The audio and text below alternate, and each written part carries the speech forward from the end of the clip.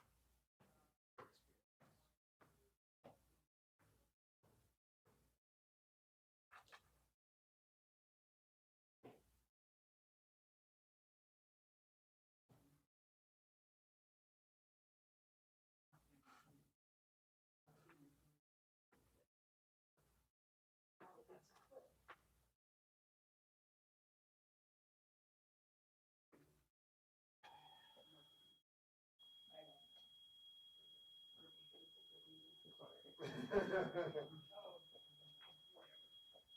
it's not quite as off as we thought it was.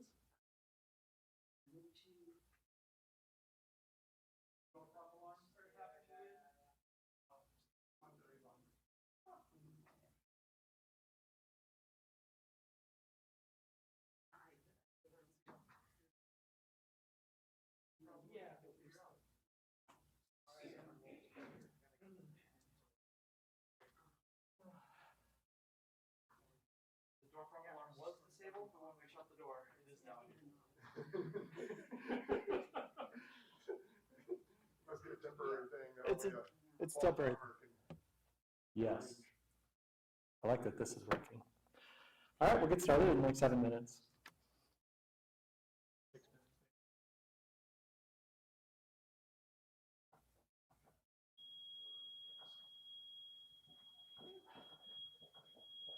Yeah, that door has an alarm on it.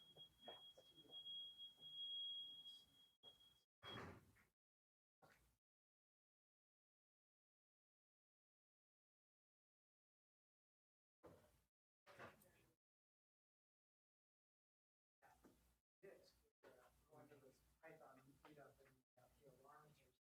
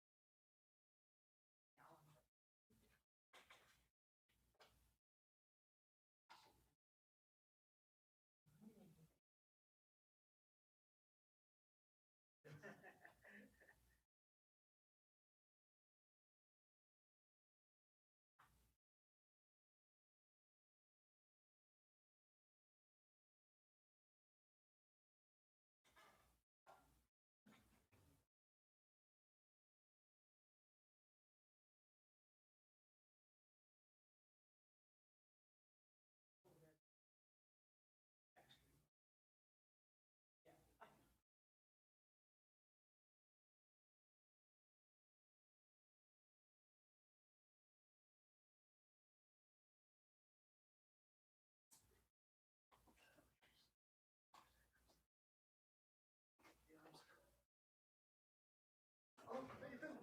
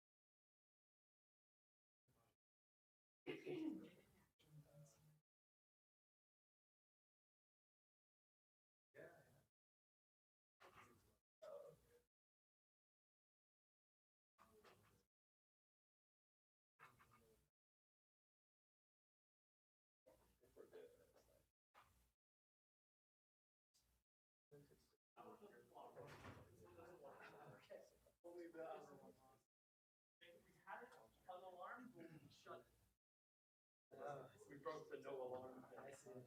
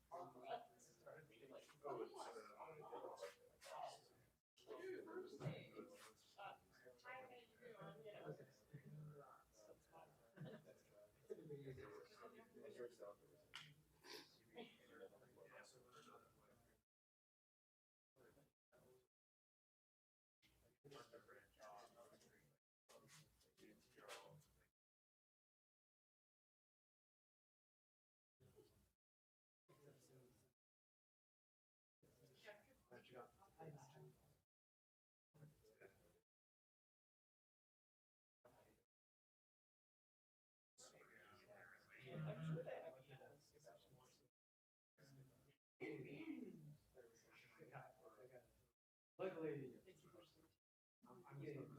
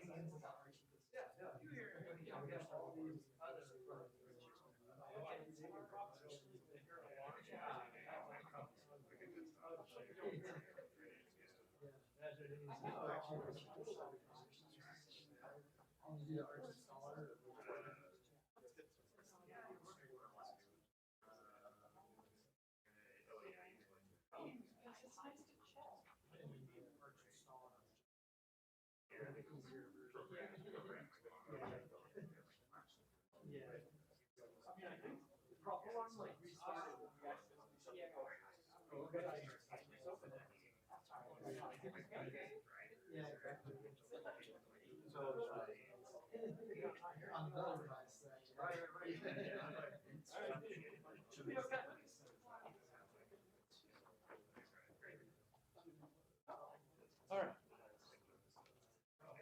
Okay. Oh, I'm going to switch the video.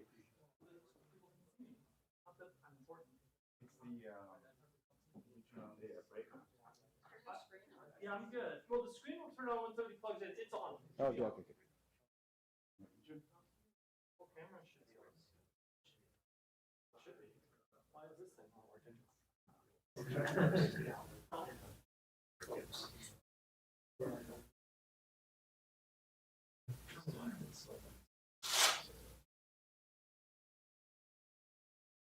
My IP address changed? Oh. Now I'm video. Oh, there it is. Okay. Yeah, let's go. Oh, awesome. All right. Small technical difficulties, but I think we're in good shape now, actually. So hopefully everything's good. Welcome to San Diego Python. You're in the right place if that's what you're here for. If you're here for something else, well, you're in the wrong place, and I'm sorry. I want to thank Qualcomm for having us and the engineering development team, and specifically Drew and Oregon, who helped smooth that process and let people into the hall and all the stuff that comes with hosting the meetup. So that's really awesome. I also want to thank my co-organizer Jeremy, who helps wrangle all the speakers so we have good talks and everything like that. Yeah, just lots of stuff goes into even just having a small meetup. So I want to thank everybody for helping out. Welcome to San Diego Python. I guess I'll just go through a couple announcements before we get right down to speakers. Couple announcements. There's a virtual Saturday meetup. It meets on Discord. You can check the meetup page on also the San Diego Python website, sandiegopython.org. You can get all the information about it. You can get a link to the Discord. It meets virtually on Saturdays at 10 a.m. It's a little bit different from this one. There's not like a scheduled speaker lineup or anything like that, like there is here. It's more of a bring a project, bring a laptop, work on what you're working on, and chat with other people. Maybe you've run into a snag on your project or something like that. You can work through it with other people in the community, in the local community. We do stream the monthly meetup, this meetup. It's being streamed to YouTube, so it's on YouTube Live. Our YouTube channel is youtube.com/SanDiegoPython. You can remember that one, hopefully. And the Discord channel, you can get there from sandiegopython.org. Also, there's a jobs channel on there. So, if you're looking for a job, if your company has a job opening, all that kind of stuff, that's a really useful channel, to use either to post your job, because, there's only a limited number of people here, but there's hundreds of people on the meetup group. So, if you post your job there, it's going to be seen by local Python developers, which hopefully that's what you want. Or if you're looking for a job and you are a local Python developer, well, you're the people who those people are trying to connect to. So that'll work. I did want to talk about a couple events. I guess March Mingle was yesterday. That was just on my list. So hopefully y'all were able to attend that. That's like a local tech scene meetup, San Diego wide. It's a paid event. They met at Valley High down on Shelter Island yesterday. I couldn't go, unfortunately, but I actually love that meetup. That event always has a couple hundred people, yeah. And I wanted to just talk about PyCon US, which is coming up. PyCon US is in Pittsburgh this year. It's May 17th to 19th is the core talks days of the conference. There's tutorials before and sprints after. I think I got that right. So, you could go for longer, but the 3 days, those are the core days, May 17th to 19th. Also wanted to mention that you can be a speaker too. We have a great speaker lineup today, and I'm excited about it, but I need a speaker lineup every month. And when I don't fill a speaker lineup, that means I have to speak or Jeremy has to speak or something like that, which you don't want. I mean, even though our talks are okay, I would love to get talks from the community. So, I'm always looking for talks of all skill levels. You can sign up for a talk on the sandiegopython.org website. There's a link to it. And, whether you want to talk about some advanced NumPy topic, you want to talk about issues you had setting up your first Python environment, and anything in between, intermediate talks are great too. I'm always looking for all of these because, one, I love for there to be speakers at all skill levels. The people who attend the meetup are at all skill levels, so don't feel like you can't give a talk. You can give a talk. You can do it. And the last thing, I guess before I jump into speakers, I just wanted to mention our sponsor for the meetup, which is JFrog. They are a DevOps platform for continuous releases. For example, if you need a PyPI inside your company firewall, that is what their product does and more. So you can check them out at jfrog.com. And they've been fantastic sponsoring the meetup. They literally sent us swag, which I'm out of right now, but they sent me swag right before our March 2020 meetup, which I never handed out until I started mailing it to people. But, we never had a March 2020 meetup for another year and a half or so. But yeah, they sent me swag to hand out at my meetup, but that didn't happen. Anyway, without further ado, I think, you know what? I did have one thing. Drew, you had a question that you posed to your internal Python group, and you wanted to pose it to this meetup. Do you want to do that real quick before we jump into speakers? Let's hear it. And I'll repeat it for everything. So I work with people who are new to Python not infrequently, and it's always good to be able to recommend tools like IDEs. I think everybody should use whatever editor or IDE works best for them because of individual preferences. But I was kind of wondering about it. PyCharm had been a popular one in recent years. Lots of folks using that. But VS Code has been kind of a new thing that's had a lot of popularity. And I was kind of curious, are people starting to move on yet from PyCharm to VS Code? So informal poll or something in terms of what IDEs people use, or have people moved on yet or not? Okay. Just trying to see what the trend is in the community. Cool. So Drew's question is about what IDE people are using, especially new developers, but even developers across all skill levels. He talked about PyCharm, he talked about VS Code, or something else. And so we're going to do a little informal poll. Who here uses PyCharm like on the daily or as their regular editor? Couple people. Who uses VS Code as their regular editor? Slightly, I would say like 4 times as many people. Those used to use PyCharm. I used to use PyCharm and now I use VS Code. I fall into that group. Who uses something else?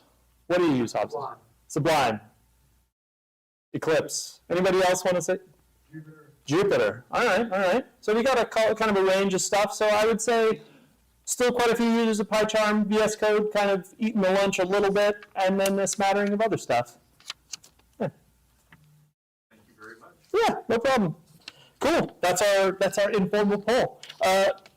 Without further ado, our first speaker is Vish Bhatt, who's going to talk to us about RWKV, the successor of Transformers. Vish? Oh, Vish is letting somebody in. I don't think he was prepared for tonight. So Oh. Well, that's why you're the backup, Hobson. I promoted you to full speaker, but now we could go to. Are you ready? Do you want to go, Hobson? We don't have to go to you. I'm as ready as possible. Okay. Hobson is going to take Vish's spot, and I'll talk to Vish when he's back, just to see if he still wants to talk tonight. But Hobson is going to talk to us about personal knowledge management with Knowt. K-N-O-W-T. K-N-O-W-T. Yeah, all right. I wrote it down correctly. All right. So this is the mic for the online stuff. This is the mic to the room. And then hopefully this thing the magic happens, Like, it should pop up, hopefully, on the projector. That looks like something's happening. Yeah, we're good.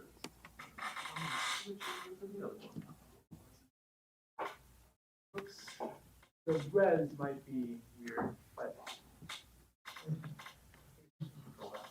Okay, so today we're going to talk about Knowt, a package that was originally called Vector Search. Ethan put together, for his project for Tangible AI, he put together a package that would allow you to search semantically and also with just keyword search on ngrams of your own personal documents. I did a demo 3 months ago at the Python user group of that tool after I messed it up from Ethan's presentation the prior month.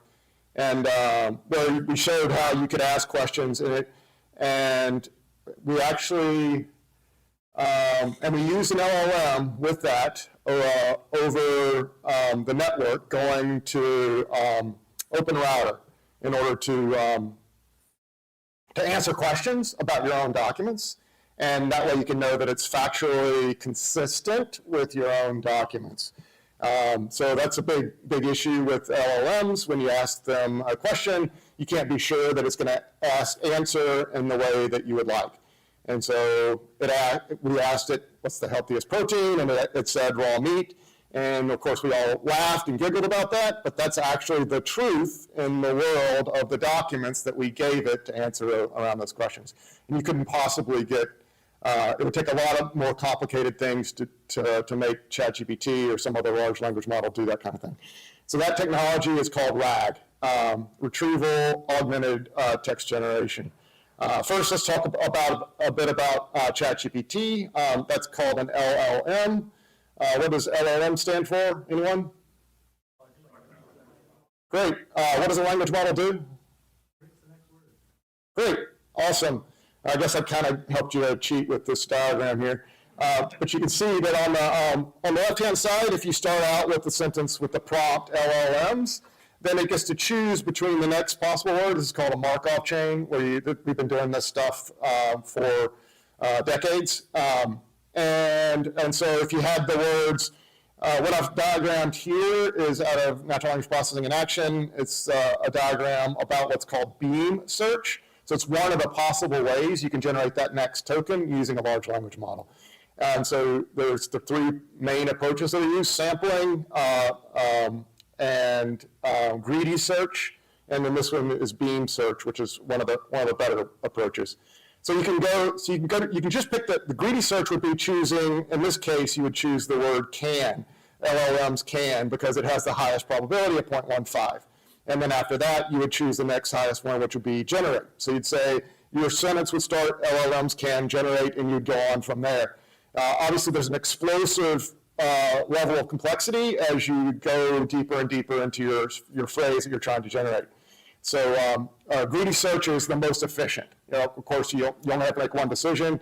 You can corrupt it a little bit by adding some random noise, and that's called temperature. So if you're on ChatGPT, you can dial up and down the temperature to make it choose a less probable word. So it's greedy with a bit of randomness in it, and you can dial up that randomness with temperature.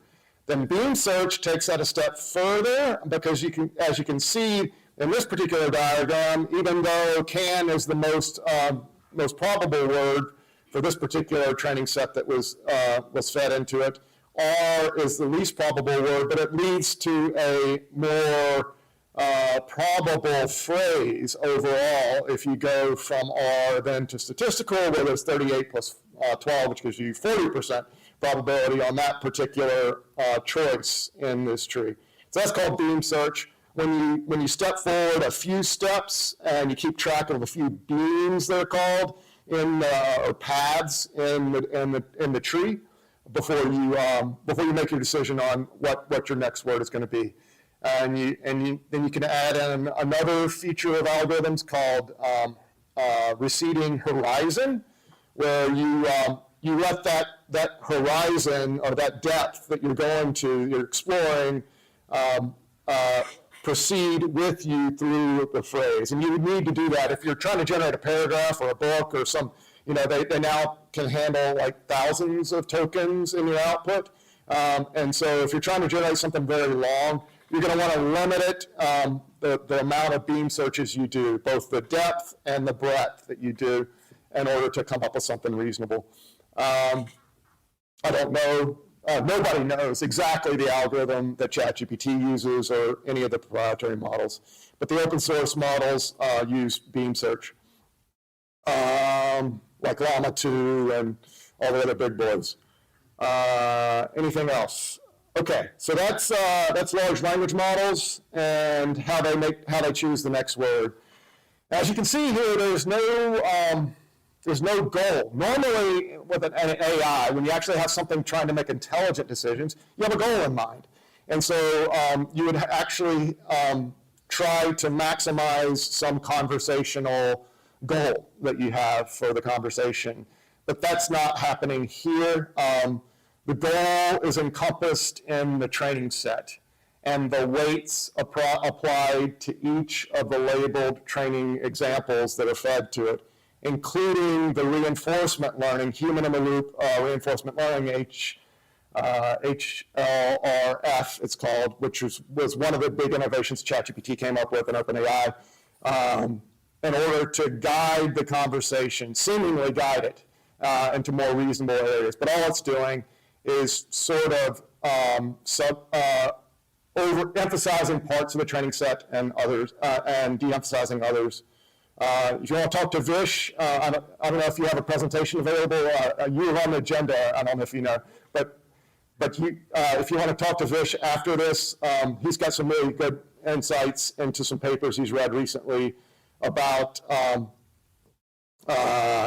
basically an fMRI on neural networks like large language models. So you can tell why they're saying what they're saying, what weights caused it to generate one word versus another, and you can even see things like the network light up in patterns representative of a happy statement or a lying statement or dishonest statement.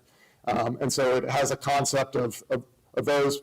But as you can see, if you're looking at these graphs, and even though, anyway, I won't get into it. It's a discussion Vish and I have been having ad infinitum on whether it actually knows that it's being dishonest when it lights up and tells you, oh, I don't know how to make a nuclear bomb, sorry. But it does light up with that dishonest concept because it's been told to say something contrary to its training set by another training set, which is this HLRF. and the guardrails that have been put in place. But anyway, I'm getting far afield. So we're going to talk about RAGs. Does anybody know what RAG stands for? R-A-G.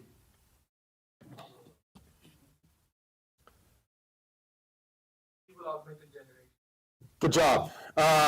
What's retrieval? Somebody else. Response to a query. Retrieving the right chunks from a set Oh, of. yeah, I said somebody else, Fish. You're an expert. You know, experts don't get an answer. Your own local data set. Retrieval is from the word information retrieval. Does that make it any easier? You're kind of right, Jeremy. Sorry? Yeah, so exactly. You're explaining the entire term, RAG.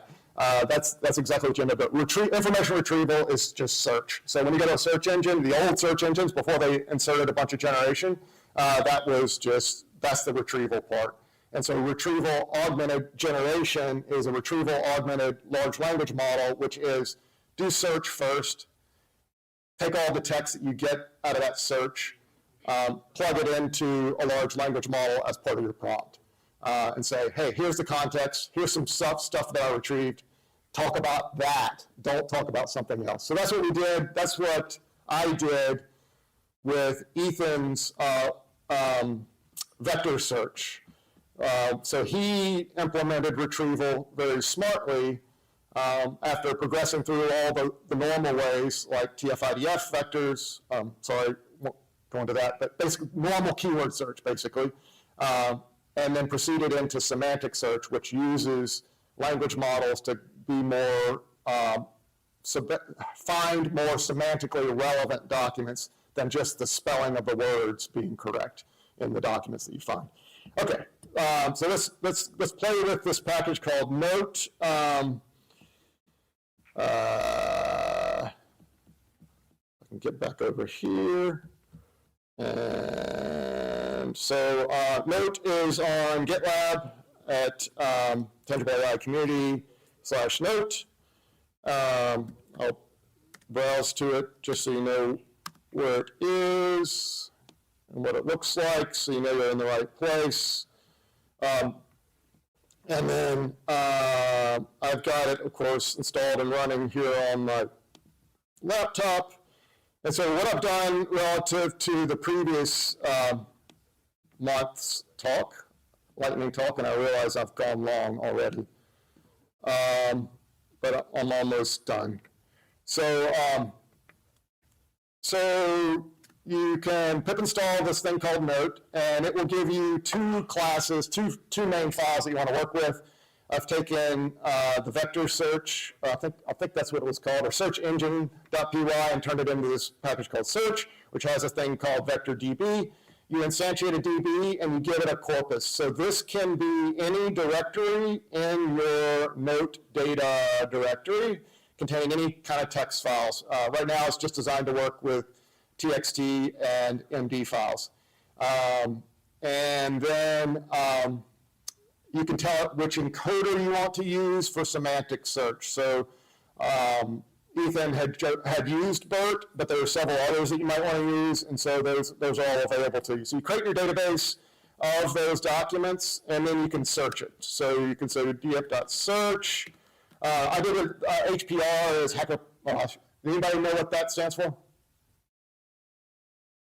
It's a great podcast that Juan and I enjoy.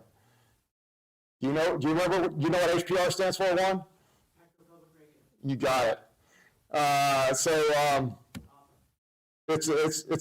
probably my favorite podcast out there. It's the only place you can get the honest truth from real people in the real world, hacking really complex things. A lot of people from Ireland and Europe are involved. Very few people at startups with something to sell. Anyway, let's see. We're in Hacker Public Radio, so we're going to ask something. I noticed one of the very first episodes of Hacker Public Radio was about, it had this word HACON in it. Now, HACON is a word that doesn't exist in the BERT vocabulary, so it has no idea what that is. This is the ugly search that just returns an actual data frame with the top 10 search results, gives you their relevance. I need to do, so I think the search pretty will give you it'll print that out in a slightly, maybe I need to print it a little better. Seems like I have added some new stuff to the display. But anyway, the number 10, which is the worst result, number 1, the best result, it only got 50% accuracy, and it talks about hay fever. And so it's because it doesn't know HACON, it's not going to do a very good job. But it turns out if you look further down the list is HACON. There's only one mention of the word in 40,000 sentences of all the show notes for Hacker Public Radio. There was only one mention of the word HACON, and it was this second episode in the entire list. So if you really want to find it, you would probably use a keyword search or a hybrid search to find it reliably. But there's also, I happen to know that if you set it to only searching for individual sentences instead of pairs of sentences, it defaults to, so what I've done is I've created a rolling window of that semantic similarity of the phrases in the document. If you sharpen it up a little bit, in, what is it? Num. Oh no. Oh, Search Pretty doesn't have it, I bet.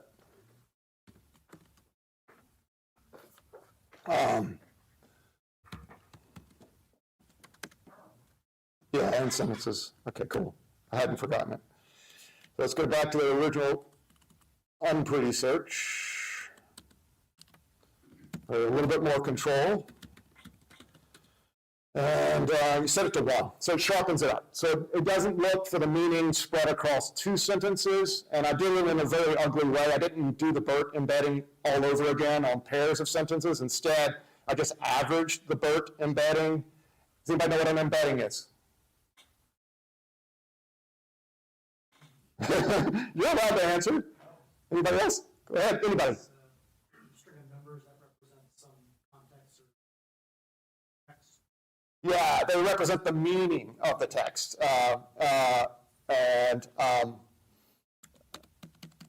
I won't go too much into that. That's basically all it is. It's just a more meaningful representation as opposed to, and they're a denser vector, so like 384 for BERT or 100 for the smallest spacey vector. And they contain nothing but floating point values, ranging typically between -3 and 3, but it's just normally, it looks like noise, a big random vector. And then, a keyword search would also do that same thing, and would still do dot products, as Ethan showed 4 months ago, but it would do it on discrete zeros or ones or twos that are counting up the occurrence or non-occurrence of zeros for non-occurrences of words in your vocabulary. And there'll be tens of thousands, even 1 million dimensional vectors with very sparse. So dense, meaningful representations of meaning, that's what an embedding vector is. It's a vector space. You could consider, TF-IDF, a keyword search would use the same architecture, same math is done for keyword search, but this just does it better, more meaningfully. Sorry, so let's see if it actually does it more meaningfully. Let's look at just the sentences, so we don't have to, and you're gonna look at the bottom of the list rather than the top, because this is sorted in increasing, oh no, sentence, maybe, or text. I don't know what it's called, there we go. Okay, so it's the second highest ranked one now, Hacker Public Radio, episode number 3. The loss audio from HACON. Anyway, so you can use that now to prompt a large language model to tell you about. So let's create a RAG. I think this will work. I gotta import it first.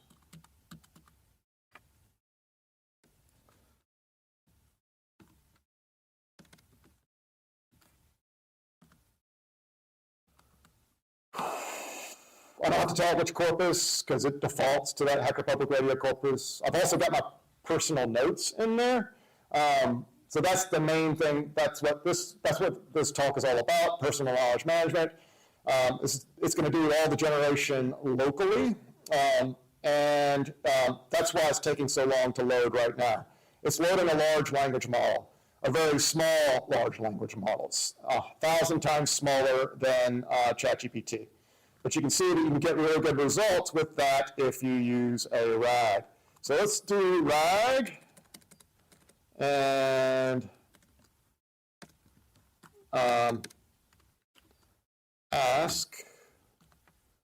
So this is a question that obviously worked before. I'm going to let it do 2 sentences rather than 1 for that rolling window. And I could adjust down the minimum relevance. As you can see, this is all very hacky right now. I'm still experimenting with it. There's a really good package associated with Llama Index. Is a really good package for implementing RAGs. While this is running, because it's a large language model, it takes a little bit of time. It's going to generate a few tokens. Hopefully this is one of my better examples, but it should be able to describe some of the stuff that happened at the HACON. Unfortunately, it's going to only find a couple sentences at a time, and I need to come up with a better way of aggregating the sentences that are about a topic, because this word HACON and that topic was only in the very title of it. And so it's very unlikely to find much information about the conference, except in the very second sentence in that article. Yes, Jeremy? Settings and how they're different from a hash value of a word or something? Well, a hash value is completely meaningless. In fact, it's designed to be random. It's designed for you to, and it's also discrete. It matches a discrete bit of text exactly. So that's essentially like a token, and you're just tokenizing the entire document as one token and saying, hey, if you say exactly this, then I know exactly what to say in response. That's not at all something you can generalize from or build any kind of machine learning around. A hash is designed to do the opposite of what feature engineering is designed to do, which is come up with the most meaningful representation of the data. So let's see if we can, let's take that answer, let's put it in a variable. Let's see if I can find out what's going on here. At HACON, Morgan, Droops, and Playboy attend one of the first unconferences. They discuss topics such as geocaching and participate in nighttime runs armed with, a nighttime run, good. No misgrammaring. Anyway, it gives you a good summary of the first couple sentences, despite the fact that I gave it context from about 8 pairs of sentences so I gave it search results about a lot of other stuff. And the large language model did a really good job of extracting the information that I was asking the question about and then summarizing it. So HACON is going to be right down here at the bottom, lost HACON audio, it's probably on the 10th of November. So it gets those first 2 sentences. Fortunately, the second sentence in that article was a long one and said a lot of stuff that happened. And so it had a really good answer that came out of it. Any questions before I wrap it up?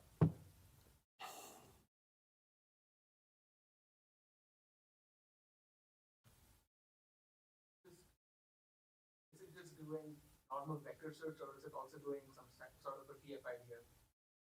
I'm not doing hybrid yet. I have created the index with a hybrid trigram index, like you could get in Postgres. That's what I wanted to talk about last.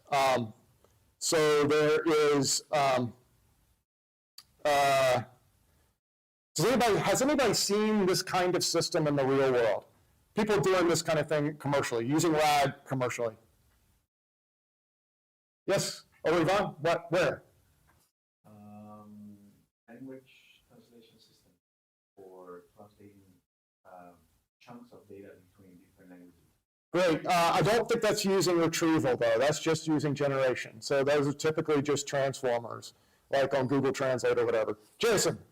If you go to LangChain's issues in their GitHub, if you ask a question, they have a bot that will go and look through their own stuff and give a pretty decent answer. Very cool. So all the smart people, so LangChain was a really smart person, and he put that together about a year ago, or 2 years ago. And he's taken off, and I guess like 3 months into that project, a bunch of millionaires gave him a lot of money. Yeah, so he builds good stuff. That's a good example. Are there any commercial, bigger examples that are more widely used by just regular people besides machine learning engineers? Google may be doing it, but they're finding it's working really poorly for them. Can you guess why? Hey, Mohammed. Hey, Anyway, it's working really bad for Google because their search sucks. Their retrieval part, they're not helping their model by giving it context. They're polluting their model by giving it a bunch of advertisements. And so they have not spent their engineering hours trying to figure out how to make good search like they used to have in the old days. They've instead spent it, fine-tuned it to target you with clickbait that'll get you to click on it. And that's exactly the opposite of what you need for a ad. Isn't that just the results? No, it's the first 100 results. You cannot find anything useful on Google these days. If it's about a product or a piece of software where there's a commercial option or a hacking, a cybersecurity risk option that somebody is trying to promote with AdWords. If somebody's spending AdWords on it, you're not going to find your results, except for those ones that their money is spent on. There's some alternative search engines where you can find this happening, and they're using RAG, and they're doing it successfully. Bing is another example of one that's doing it poorly because they have a bad search engine as well. Same problem. It's incentivized to do the wrong thing. Sorry, did somebody say something? Oh, he was saying something, but I'm going to say something after. Go on. What? Did you say something? No, I just said that, but I was agreeing with what you were saying about Google. If it's not the engine that it was years ago, it was actually good. Exactly. Out there. Fortunately, there's a lot of people are recognizing this as an opportunity, so these are the ones I'll talk about. I'll just go ahead and say it. There is find, phind.com. That's really good for technical questions, Stack Overflow kind of questions, that kind of stuff. They will provide you, just as this Knowt does, they will provide you with the references for where they found the information. So you can go to the non-clickbait search results if you want to read about it yourself. They will also provide you a summary. They will also have a conversation with you about it if you want to learn something about it. So any Wikipedia article, whatever, it's just an amazing tool.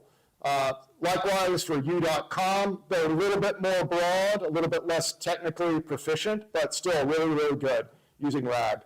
A recent one,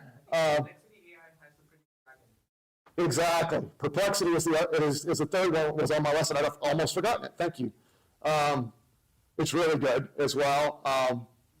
It's proprietary and a little bit more close to the chest, a little bit more nimble than these other two. I haven't used it a lot. I got scared away early on because it seems like one of those things where they're going to pull the rug out from under you as soon as they get you hooked. Lastly, since Python User Group, there's a new Python search engine, completely federated, completely ad-free, completely honest, and I'm looking forward to using it as my search engine for this RAG and personal assistant. You can install the plugin in your browser and help them crawl. Unfortunately, it is very early stages, and because it is free and open source and everything, it's not very well populated with a lot of stuff. But it's got a lot of information about Python because all the users know Python. It's called. I'll put it on Discord. It's MWMBL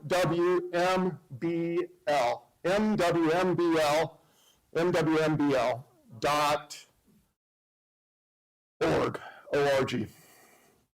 Obviously nonprofit. You mentioned quite a few websites in the past 5 minutes. Could you share all of them in Discord? That's Yeah, absolutely. Thank you. I'll do that. Sorry I didn't put together a more Oh, awesome. Thank you. shareable presentation. Any other questions?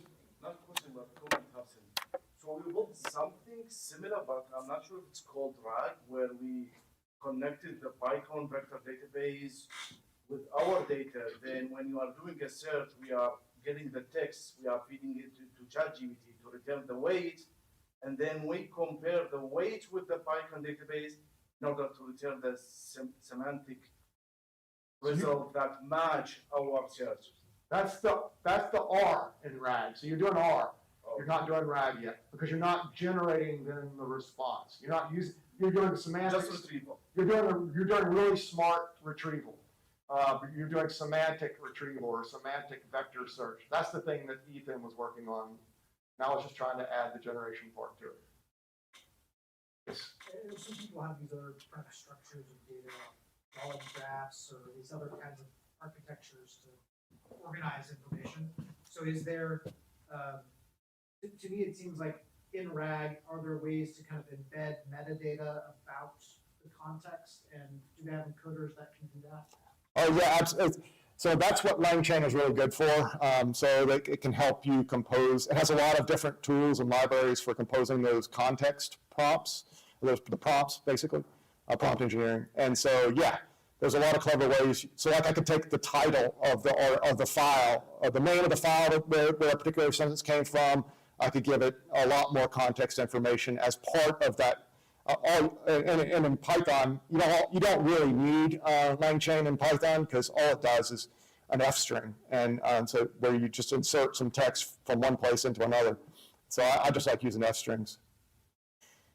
Yes. One more question, Austin. Yes. Can we do summarize for article using RAG? Oh, absolutely. Well, it'll summarize whatever you put in. You could just, if you have an article that you want to summarize, you're probably better off just sending it straight to ChatGPT and saying summarize it. But if you said summarize, if you wanted to find something where you don't know where it is and summarize that, then you could say summarize everything you know about X, and it will go retrieve that. If it's in your database, it'll find it and it'll receive all the sentences, even if they're scattered around. So if you want to summarize something, a concept or a question that's scattered around multiple documents, that's where you want to use RAG. That's cool.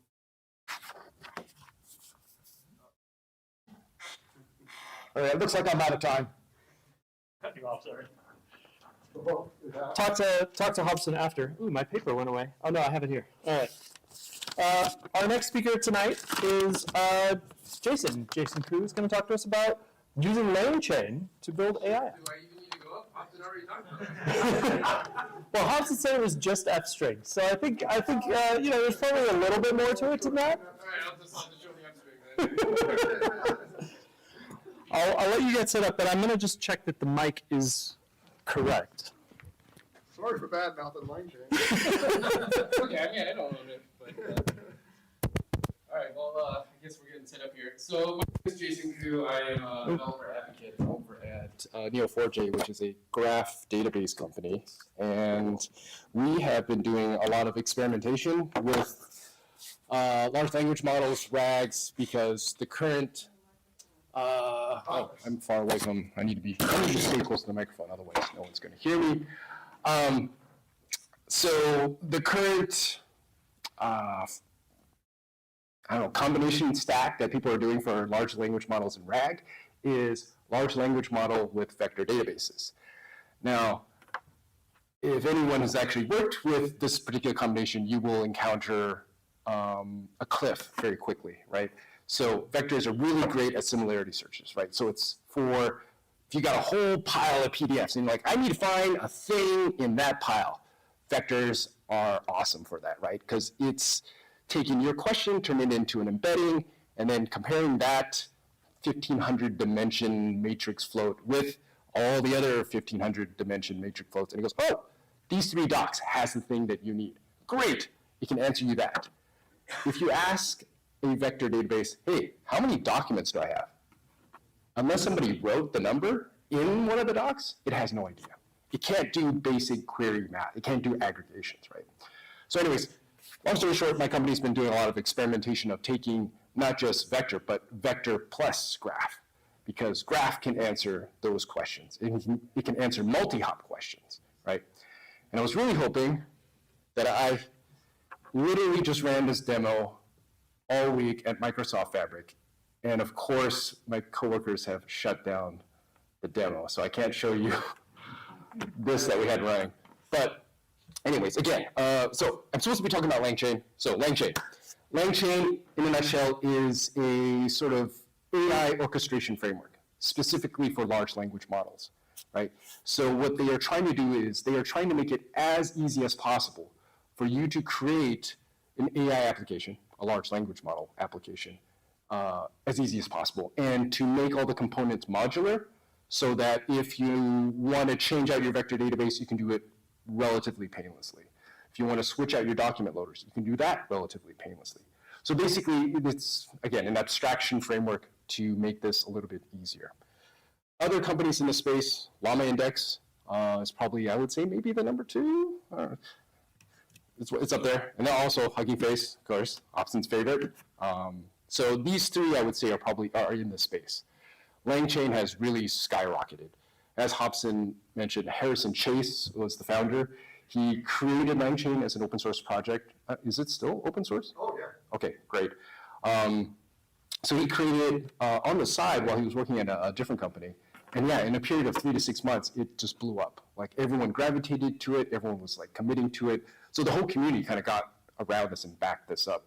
So in a short period, he got a huge investment, and LangChain is still, I think, probably at the top of people's go-to tool to try to orchestrate this stuff, right?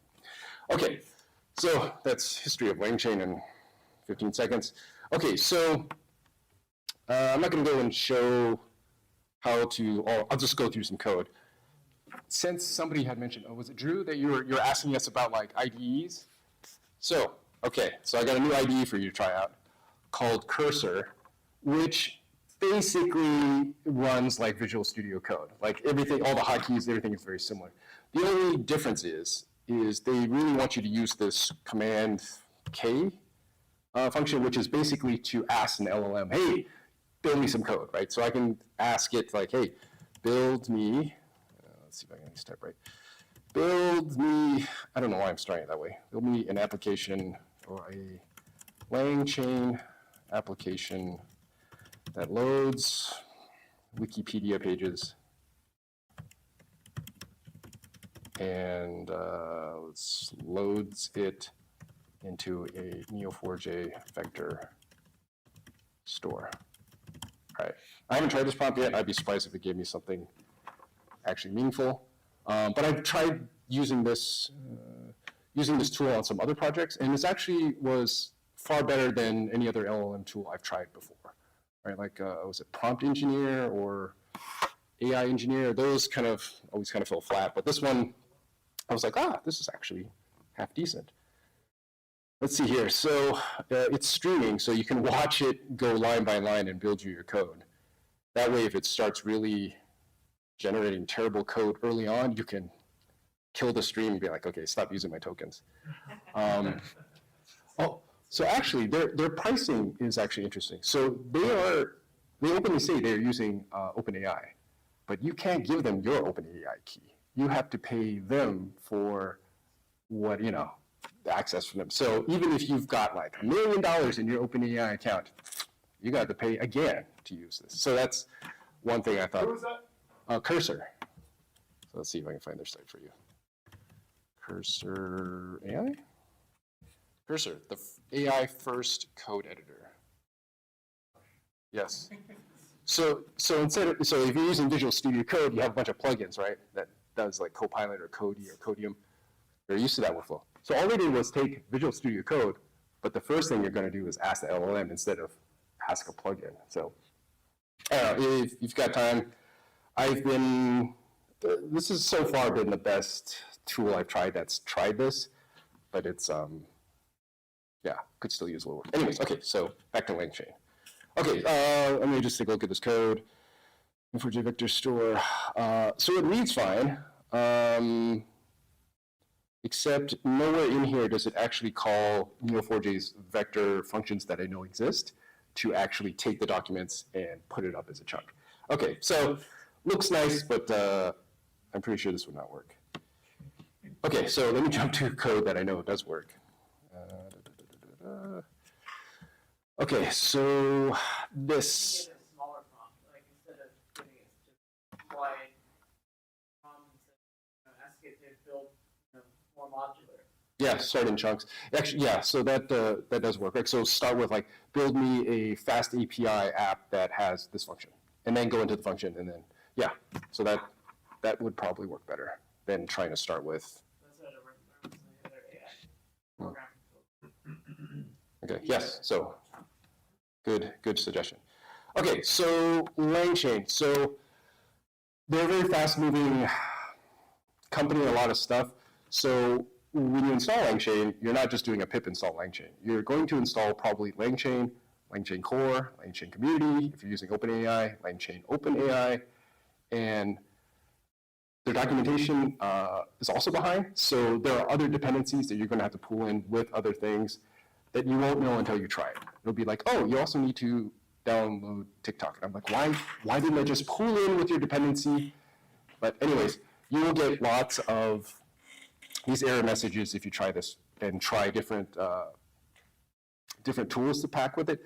Just go through them all and just install everything. And eventually it will run. So, but yeah, just don't expect like with other packages, you load the one package, you got everything. You got the one package, and that's a tip of the iceberg. More. Okay, so here's an example of importing data into a vector store. In this case, a Neo4j database.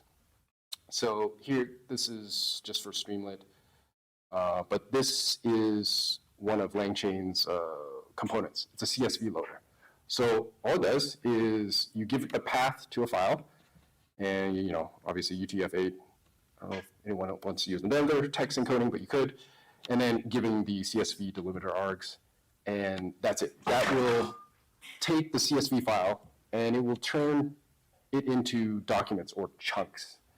And this is meant to be used with vector databases, right? So you would take this doc, and you can put it into any other LangChain module that will accept documents, right?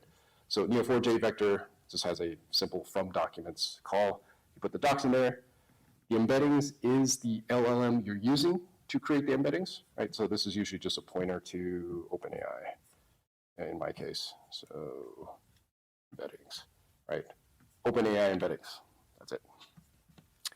And I abstracted it because in the future, I'm gonna try other ones. Okay, so that is it for loading. So the loading process is quite simple. So you could just build out different versions of these for different databases, different data stores. So this is nice. Retrieving the data is equally easy. So I'm going to switch over here to another app that I'm working on. This is a LangChain starter kit. So this is a little bit more verbose. So what I'm doing here is, I'm going to skip through the prompt. You can add memory, right, to a chatbot. So fortunately, LangChain makes this easy by just giving you this easy function. Create me a conversation buffer memory. Put some stuff in here, and then you can use this, and you add it to a chain that is intended to pass a question to your target store and to get your answer back. So you just put that like in, where is it? Chain results. Oh, of course I can't find it. Somewhere here, you put the memory. Oh, I think I took it out because I was playing around. But it usually would go somewhere here, like I think just memory. Just like that. Okay. Okay, I feel like I've already talked too fast about a lot of stuff. Why don't I stop here for questions before I talk anymore? Yes. Yep. Can you explain more about how the graph cipher? Okay. So the graph cipher curation is kind of specific to Neo4j or any graph database. So okay, I gotta stop moving. So it does text, so natural language text, and converts it to a cipher query. Cipher is the query language for Neo4j and other graph databases. You will see something similar for like text to SQL, which LangChain also has. So what this does versus like a vector embedding, right? So vector embedding, it takes your sentence, turns it into numbers, compares it against other numbers, and then gets you your information. A text to cipher call, right, turns it into that query. the query is then used to query the database. The database gives, a JSON payload back. The LLM looks at the JSON answer and goes, okay, I'm now going to read this to you like a human being instead of open bracket, open comma, blah, blah, blah. It will just basically translate that JSON payload. So that's all the graph cipher QA chain does. So what this starter kit is doing is using what I'm calling is a simple agent. So LangChain, so the chain, right, is this step of like basically chunking some data, putting it into a database, and then pulling it out. And you can have a single process. That's like one chain. Like ask a question, go blah, blah, blah, blah, blah, you get an answer. That's a thing. LangChain has built a thing called agents, which allows you to take a chain, you wrap it as a tool, and then you give a whole bunch of tools to an agent. And the agent is an LLM that's like a reasoning system. So it goes like, okay, I've got all these tools, right? I got a graph tool, a vector tool, I got a Wikipedia tool, a YouTube transcript tool. And when you ask it a question, it will go, okay, I'm going to use, you asked me a video question. I'm going to use the YouTube transcript tool to try and get an answer. That chain will run, it will get an answer. The agent will look at the answer and go like, that doesn't look right. I'm going to use another tool. And then it'll ask another tool and get an answer.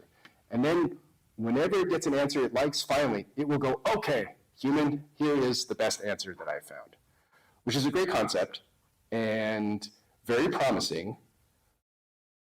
But every time we've tried it, or almost every time, it gets stuck in like an endless cycle. It is never happy with any answer, right? Like you read the thing like, oh, that's the answer. And go, unacceptable. And you're like, and it's really hard to get the agent to stop, right? But LangChain does have other options. It has like multi-routers, and LangGraph is the newest one. And I've heard LangGraph is supposedly the most promising, but I don't have enough experience with that to tell you whether or not to use it. In this case, I went with what I call a simple agent, which is instead of it choosing a tool, getting an answer, and then waiting, it just runs all the tools, or all the chains I give it, looks at the answers from all of it, and goes like, okay, I'm going to summarize a combination of both of these. 99% of the time, it will give you an answer that is somewhat reasonable. It is usually worded really oddly, which I can run here.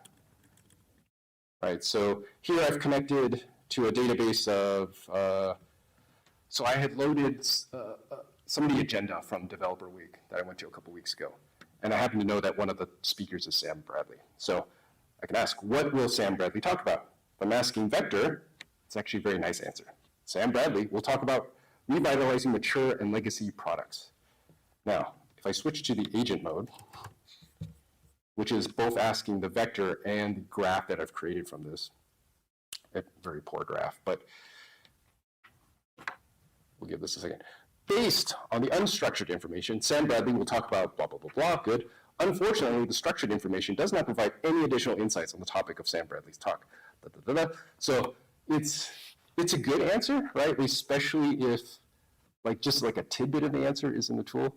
But you can see how just changing like which tool you're using from the same LLM can give you radically different answers, right? So anyways, okay, back to LangChain.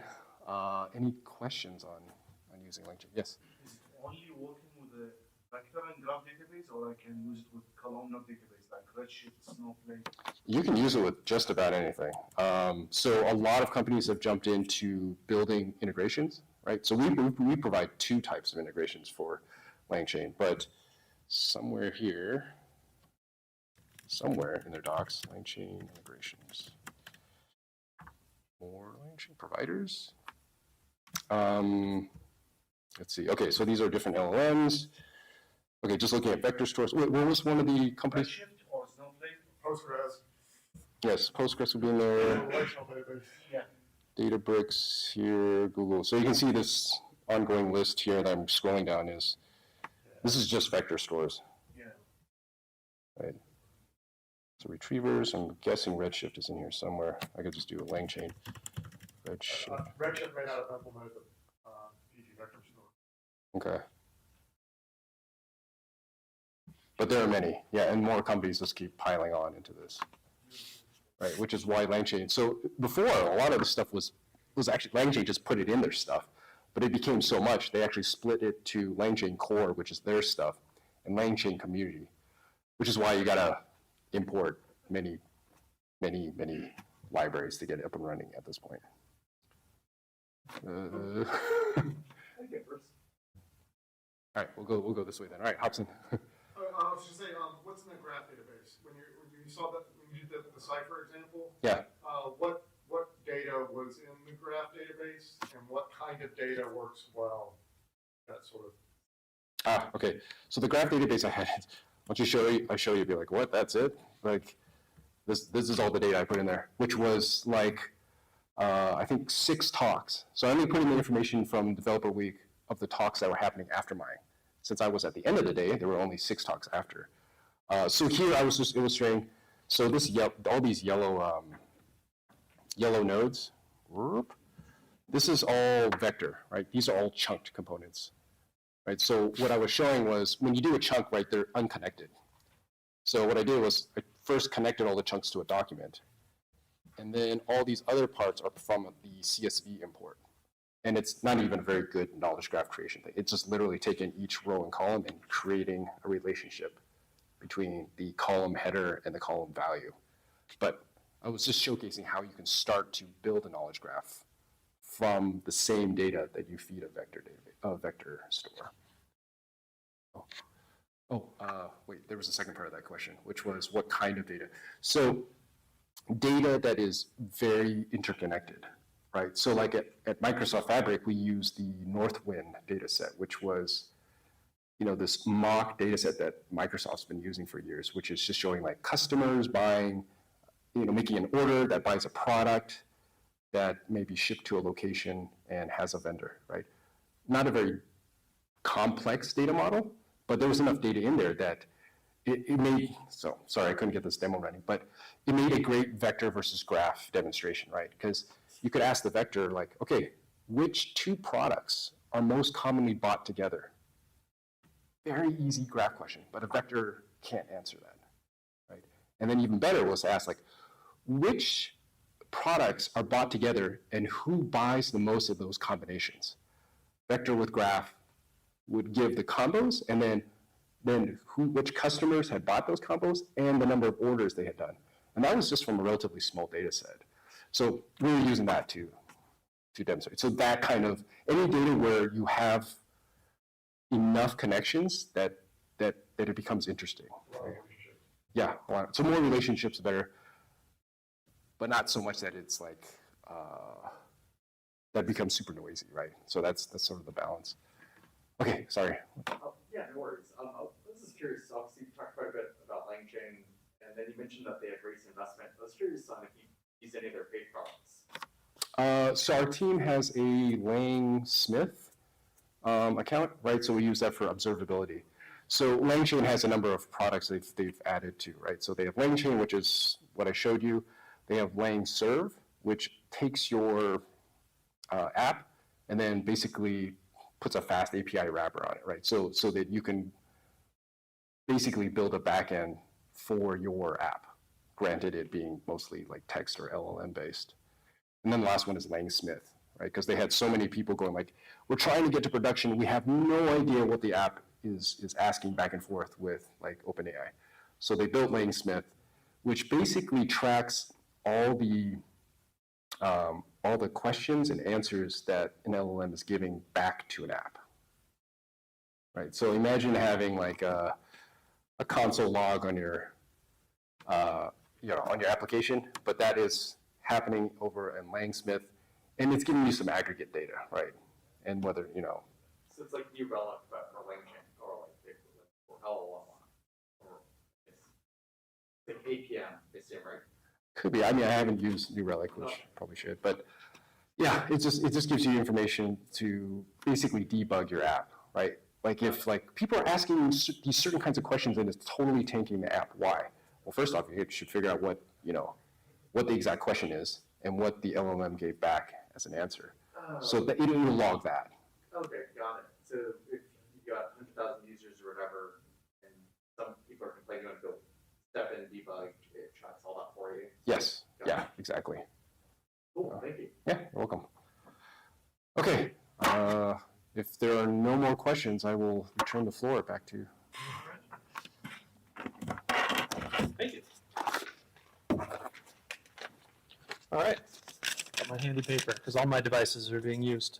Thanks, Jason. Our last speaker is Paul. Paul DeFusco is going to talk to us about working with Apache Sedona in Cloudera data engineering. Paul? Paul here?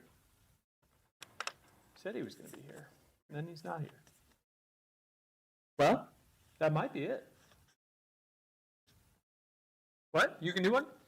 All right, I'm going to let you set up because I wanted to double check the audio. I'm going to let you set up and then I'm going to double check the audio.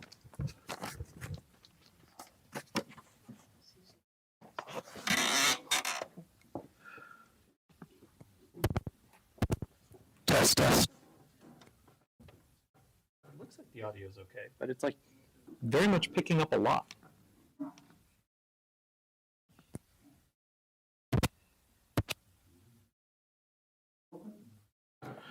You know what? I think it's okay. I'm going to let you handle it.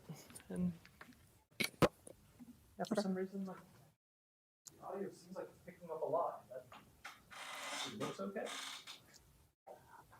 I figured we had let's say 2 high-level talks, so I'm going to go back to fundamentals in Python. So this is how to build context managers. Okay, can't hear.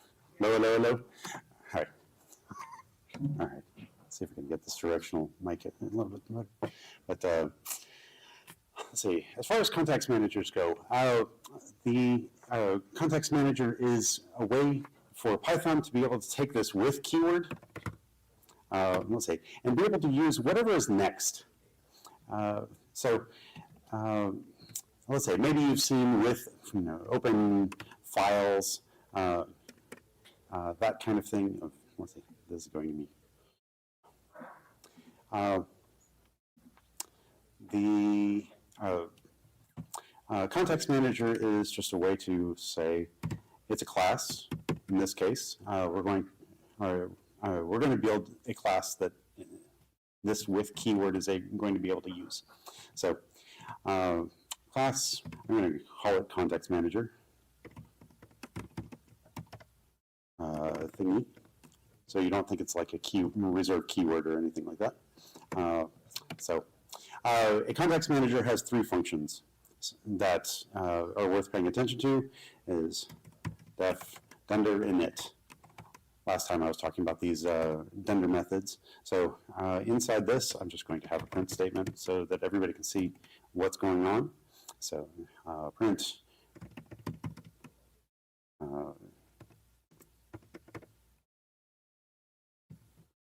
print inside init, def, there's the enter, or dunder enter, and print inside enter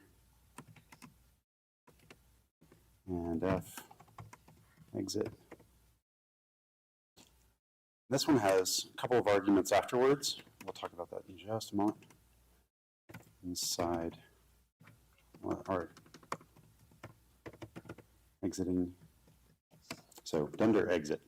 So these are the 3 functions. Afterwards, you can call it with context manager thingy,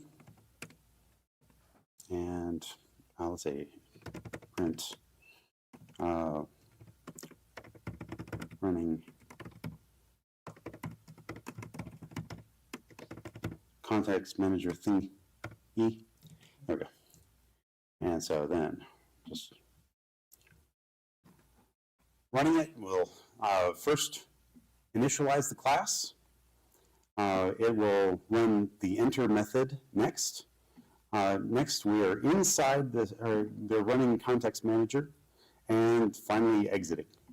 Okay, so these are the steps involved. Now, let's see, there's more things that can be added on, but let's see, inside here, I like to get rid of these, let's see, these variables that are used. I call it value, and TB is short for traceback.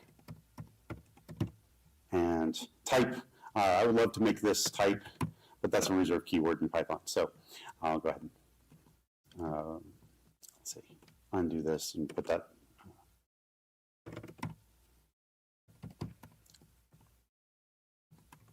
Make some type, sure. Say, what Python enables you to do is, if anything should break inside your context manager, these are the three variables that you're going to be needing to be able to handle that traceback. So it gives you all the tools that you need. Let's see, the init is just going to initialize or make a context manager thingy object. The enter, whenever you indent over 4 spaces, now this enter is called by with. With is the, if you want to think of it as a function that's making that happen. Whenever you have whenever you finally finish your indent level, that's whenever the exit is finally called. So these things are pretty simple. There's some more things that you can add on to it though. Let's say inside this, you want to have the context manager thingy do something. So let's add in 2 things that we are going to need in here. First of all, I need to be able to manage the object inside the context manager. So inside, we've got a return self. This allows you to add on this as, I'm going to call it context manager thingy, CMT for short. So that's the object. And so inside here, we can do CMT dot whatever. We don't have anything else, so I'm going to go ahead and implement one other function inside here, def do something. And of course, I'm going to do print. I want to make this simple. Running do something. Okay, so CMT dot do something is now enabled. So let's take a look and run this. So the output, we're inside init, we're inside the enter, we're running the context manager thingy, and then we're inside running do something before we exit. So that's about it. That's context managers. Any questions? Yeah. Not exactly a question, Okay. but I just want to point out, one of the things that I like about context management is that if something happens within the with block, it doesn't exit. It doesn't exit without executing what's in your exit block. Yes. If I mean, so your stuff is protected. I'm going to repeat this for the people at home. Let's see. If something breaks inside your context manager, it does execute this exit. It doesn't try to break out of it or do something funny. But if you do divide by 0 within your something method, Yeah. it'll still print the exiting. Kind of like a trying stuff. Yeah. It'll do the It's file. like it's like the file. finally Exactly. in a trig set.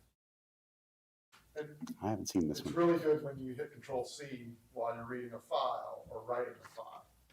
It will not stop writing the file without closing the file properly. It won't leave that pointer open in RAM and exit your program, which would corrupt your file. So That's why I use them for files. The resource management, any resource database connections. Connecting the hardware. Yep. They do. So the words that I think of whenever I think of context managers: start, stop, set up, tear down. Let's see, in, out, anything that has that nice bookend kind of relationship. It's great for context managers. So. If the thing that's the object of your with has a close method on that object, then it will be run in the default dunder exit context. Wonderful. Question, Jason? If you had to do, you know, put a try catch, would it be better to put it outside the with statement or put it inside? Let's see, I've always handled it on the exit. Let's see, if, let's say that's a possibility. It depends on how many exceptions that you would like to try catch. Let's see. Anyway, you can put it on the outside. Remember, it's scope, right? Yeah. So the try catch will, if it's within the width, it's only gonna catch what's inside the width. So if you put it outside, it'll, you know, catch the external. Width. Yeah. It depends on the business logic that you're trying to implement. And it also is, there's a caveat, I mean, you can only act on properties or elements within the actual class, because anything that is outside of the scope of the class, you don't know what could be the state at the time that the actual object is being removed. Well, that object doesn't exist outside of the width state. Yeah. The object ceases to exist after the exit statement. So There is no reference.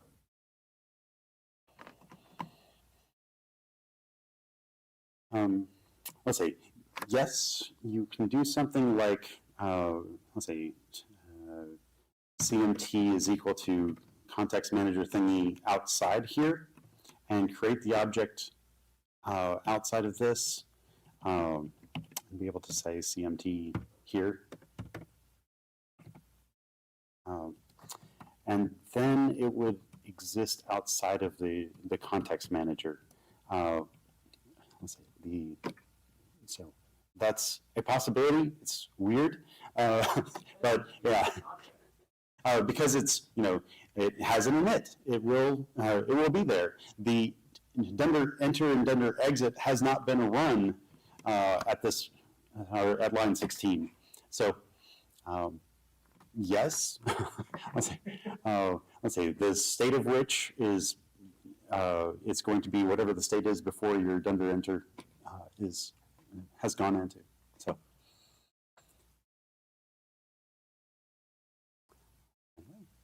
thank you for your comments, and hope everybody has a good night. So, thanks.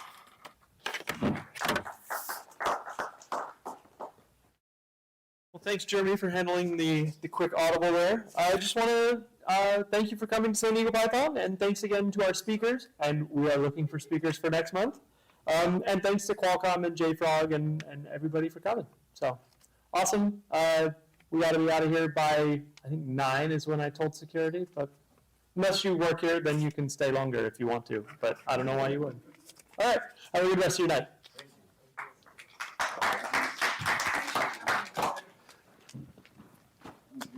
All right, I'm going to end stream here. I hope the audio was okay. Marcus.